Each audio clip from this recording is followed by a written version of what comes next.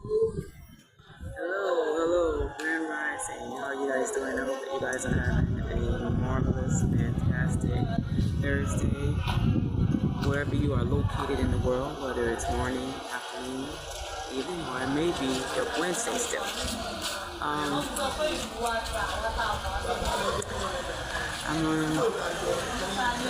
want to talk to Black women mainly. That's my main audience. Whether they listen or not, it's up to them. But I want to talk to the sisters. Can I talk to y'all? Okay, so I want to talk to you guys about the topic of the year, which is Kamala Harris running for president of the United States, so-called United States of America, being the Democratic candidate for president of the United States.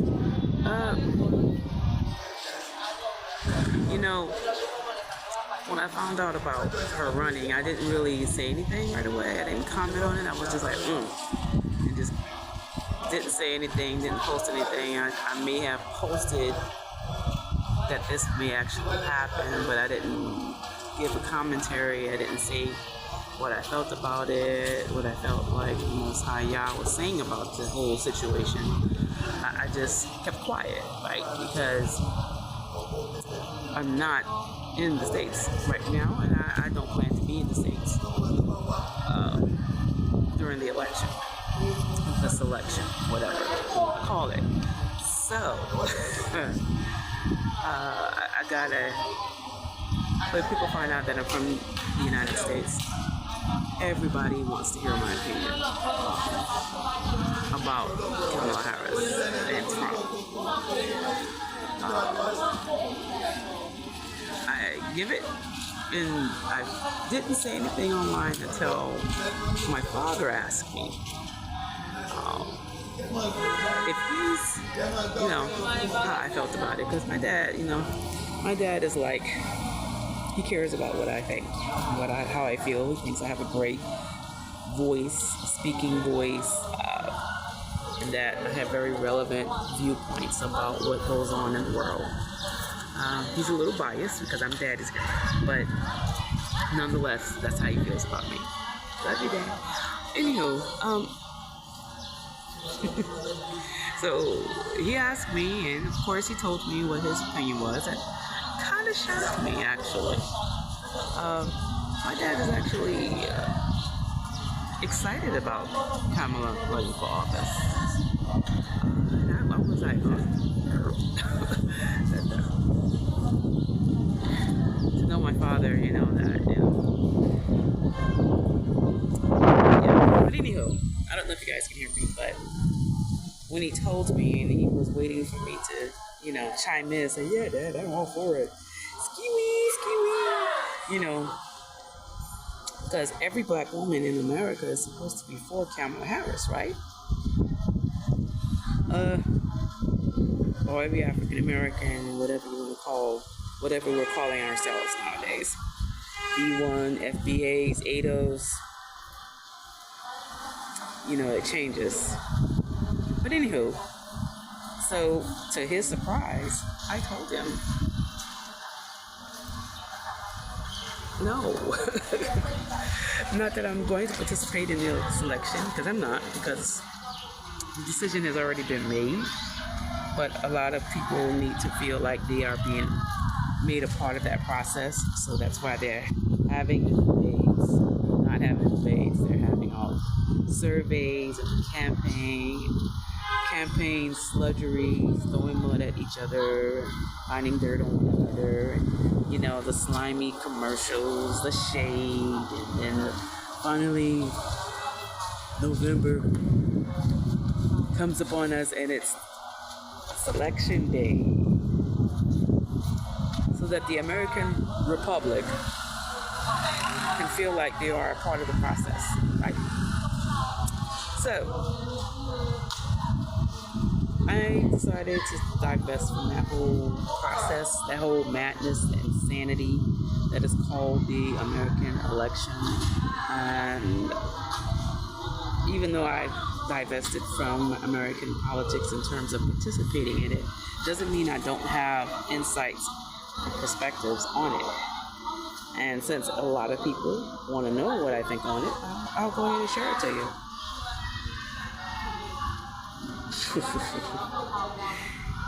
Kamala Harris is the worst thing that can happen to America. I mean, what's going to happen to America is going to happen to America anyways, okay? Because America is under judgment. America is Babylon, okay?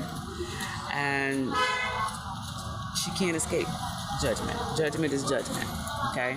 That's something that she won't escape. But if you put Kamala Harris in office, the judgment is going to be a whole lot worse. A whole lot worse. I'm not a Trump fan. And again, I'm not voting for either one of them. I'm not voting for anybody. I'm not participating in this election.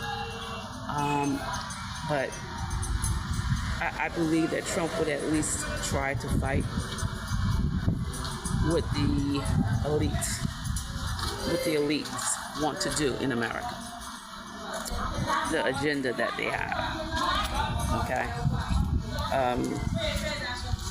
Kamala is going to bend over backwards, and she's going to take it, and she's going to say, now give it to the people. And, excuse me for being blunt, but she's going to give it to you. Just like it's given to her. And because Kamala is such a, gosh, how can I explain this about her? I want to say power hungry. Maybe power hungry. She's going to do whatever they tell her to do. She'll be whoever they tell her to be. Huh? Be Indian today. She'll be Indian. Tomorrow, I want you to be black. I want you to be ratchet black. She'll be just that. The next week, we want you to be Jewish. And she'll be that. She doesn't have any loyalty or commitment to anybody but the people that placed her in the position that she's in, and to herself. Because she's extremely ambitious. She always has been. And I feel like, just based upon her actions, she never was really proud of who she is. An Indian, Aryan woman. She's never really been truly proud of who she is. So she's always gone about claiming other people's heritage and culture because her own culture, for whatever reason, wasn't good enough for her, or they, maybe she was rejected by her own culture in some kind of way. I think that Kamala has daddy issues because if her father were really a real black man, if he was a real brother, okay, and his daughter is the first African American woman in office to make it into the White House, there is no way he would just sit in hiding in the background in the cut, as we say from New Orleans, and act like he don't know her and be estranged from her. He hasn't had one interview with anybody. The Vice President of the United States, the first black woman, the Vice President of the United States, and you mean to tell me a brother? A real brother will be like, that's my daughter, and I'm so proud. I support her, and I love her, and I'm awfully proud of her. Yes, they'll be proud of that, and they'll come out and say so. But nothing. This man has said nothing in support of his daughter, in support of his so-called African American daughter. That's odd, don't you think? We expect the mom not to say anything. She's Indian. Indian women are very docile, very submissive.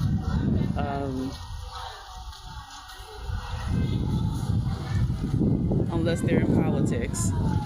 And she's not, but her daughter's in politics,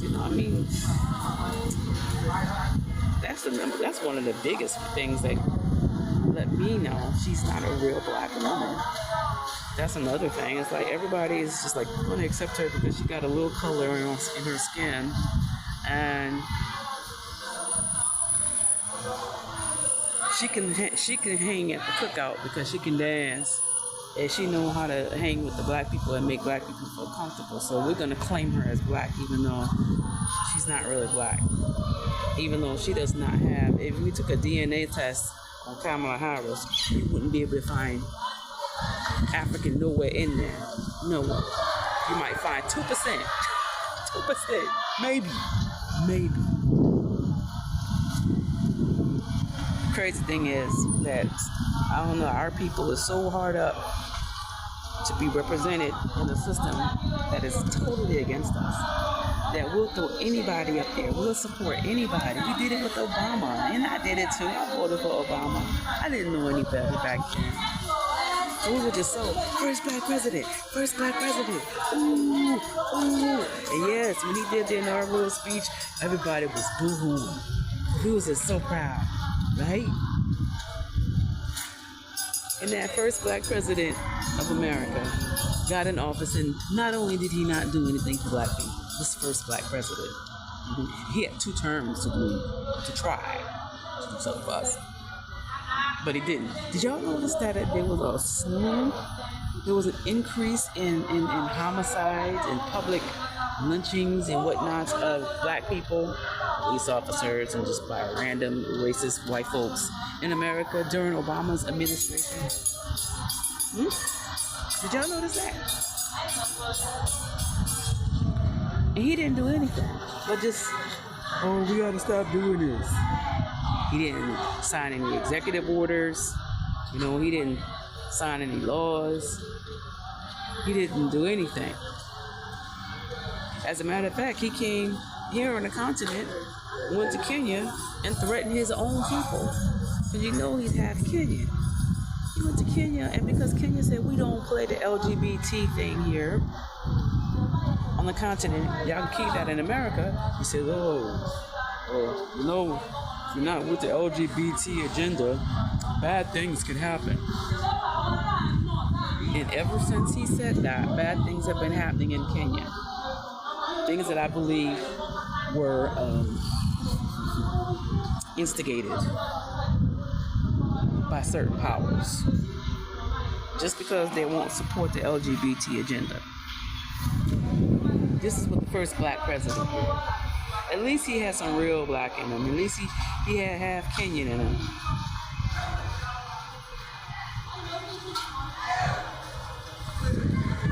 But Kamala I believe if you were to do a DNA test on her,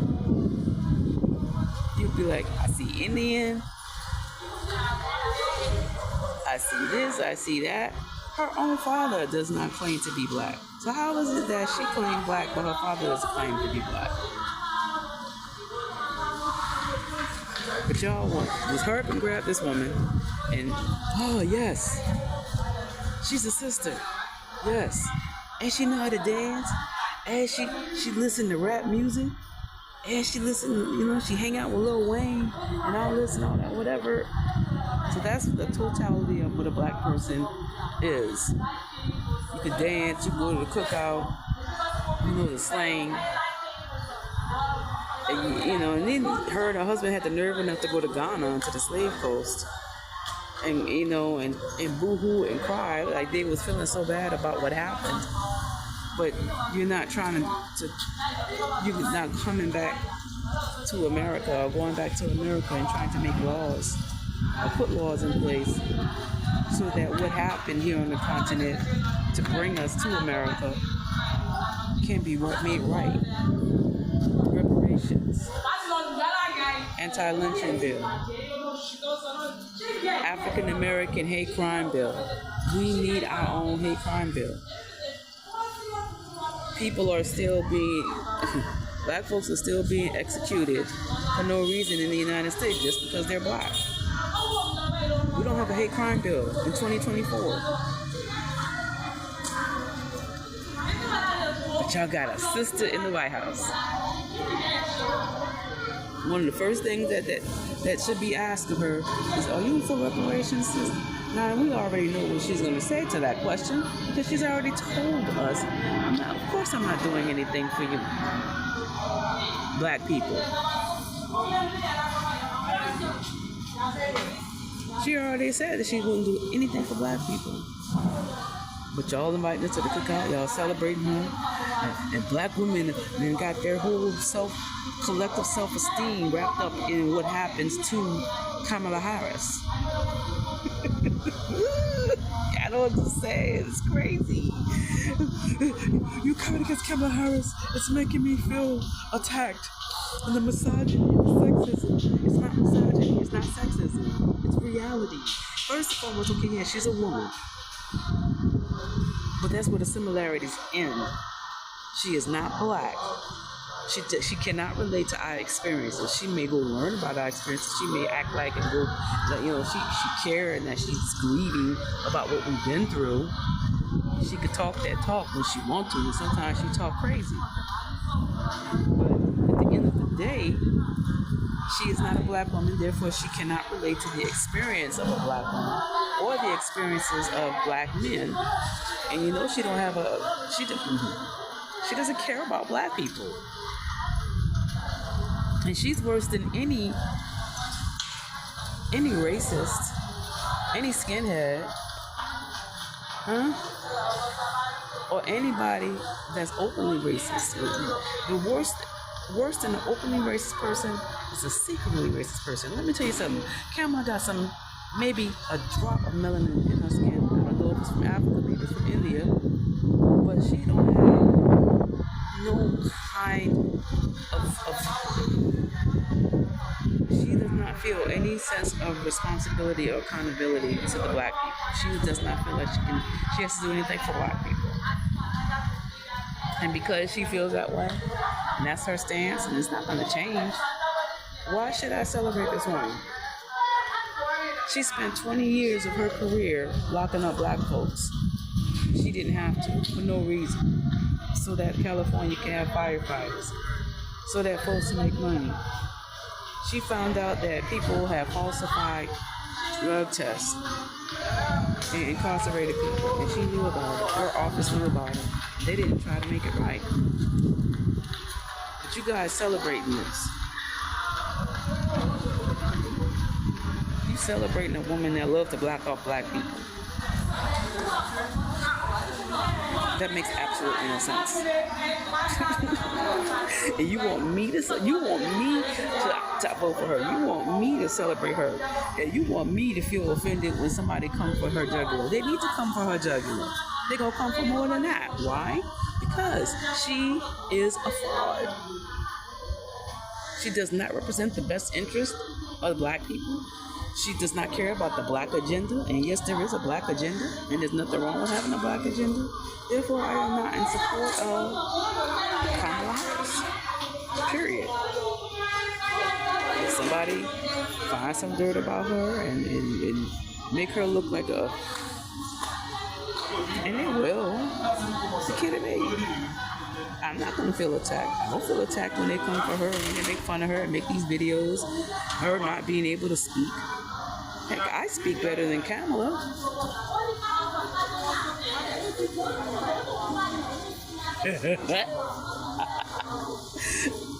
Wait, I don't feel attacked, not in the least. I don't feel threatened, I don't feel attacked. Why? Because I love my people.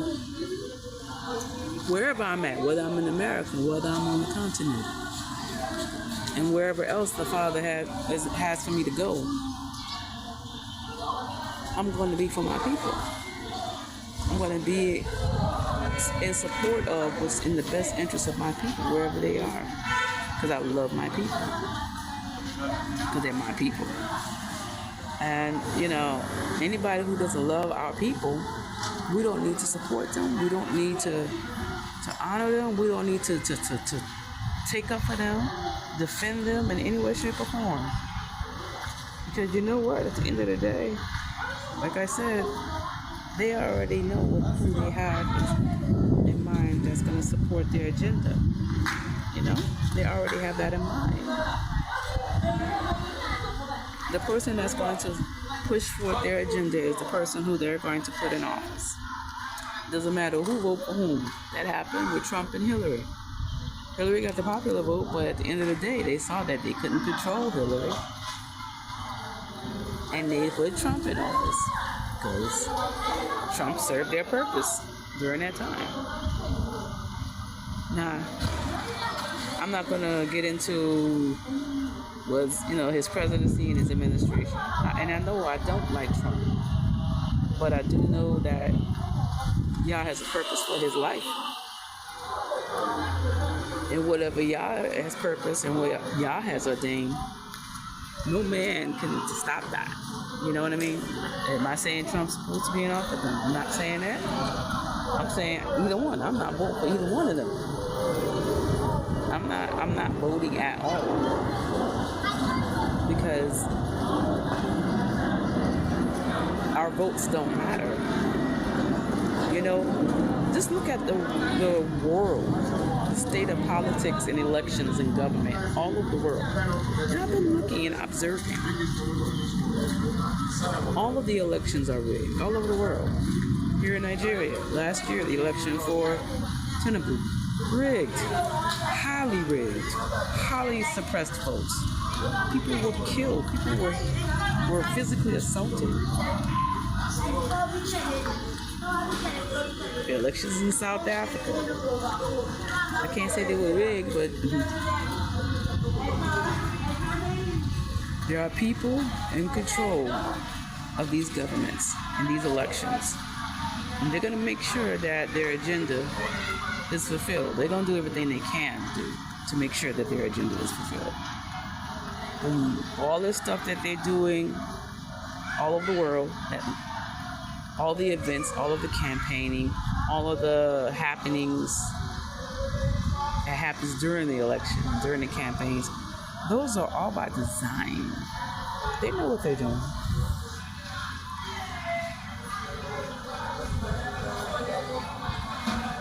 We, as a people, wherever we are located in the world, the best thing that we can do is pray and fight for our rights. You understand me? Wherever you are located in the world, you're going to have to pray and trust the Most High Yah and let Him show you how to fight. Like Public Enemy said, fight the powers that be. We got to fight the power. We wrestle not against flesh and blood, but principalities and powers, spiritual wickedness in high places that operate through human beings. We got to fight those powers in the spirit realm. We got to fight them because they have an agenda. And I refuse to get emotionally involved with the foolery that's going on in America. Am I concerned about what's happening with my people there? Of course, I got people there, and I'm praying because I know that the Father will protect His own. But I'm trying to tell you, my sisters, don't get emotionally involved and attached to this. Don't be emotional. I know we are emotional creatures. In terms of this election, don't be emotional. In terms of American politics, don't be emotional. Keep emotion in its place. In your relationships, maybe in church, if you go to church or synagogue or whatever your religion is, keep your emotion there. Keep your emotions in your home with your children and your grandchildren. When it comes to the politics and the government and this election, keep your emotions out of it because these people are playing games. They're playing mind games with people. Black people, we do not have to go and grab somebody that look like us, but they not about us. They don't care about us. They don't care about what we care about. Just so that we say we have a seat at the table. What's the point of having a seat at the table if they got a muzzle on your mouth and they got you handcuffed sitting at the table? I mean, you can't say nothing and you can't sign nothing. You can't do nothing. That's what they did with Obama, and that's what they're going to do with Kamala. That's what they've been doing. Can't you see that?